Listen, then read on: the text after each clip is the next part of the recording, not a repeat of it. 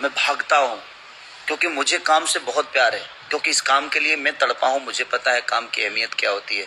जब ये मेरे पास काम नहीं था तो मेरी औकात क्या थी। आज काम के वजह से ही मैं आपको वीडियो देखने के बाद कुछ समझ में आ ही गया होगा, नहीं समझ में आया तो प्लीज मेरे वीडियो को बने रहे डिटेल्स से सुना। आपको पता ही होगा दोस्तों खेसारी लाल यादव लाभ क्यों आते हैं, क्योंकि आप लोगों को पता है खेसारी लाल यादव को फिर से ज्यादा दौड़ अंगी किया जा रहा है, कि इसीलिए खेसारी लाल यादव ने लाइव आकर बहुत ज्यादा ही क्योंकि इस तरह से बातें बोलने की क्या ही बोल सकते हैं। लेकिन सबसे पहले मैं पवन सिंह के वो वीडियो दिखाने वाले हैं जिसमें से सोशल मीडिया पे बहुत तेजी से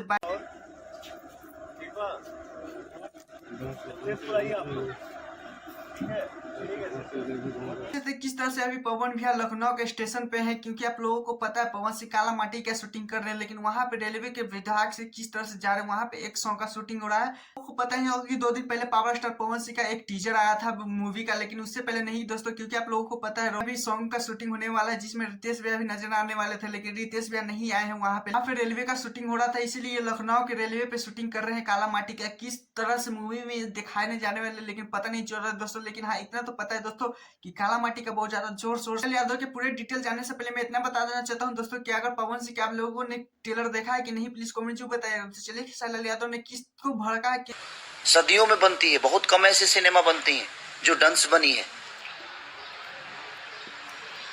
और सिर्फ लाइव आकर प्रमोशन करना, मुझे तो नहीं लगता कि लाइव आकर प्रमोशन कर देने से चीजें बड़ी हो जाती है।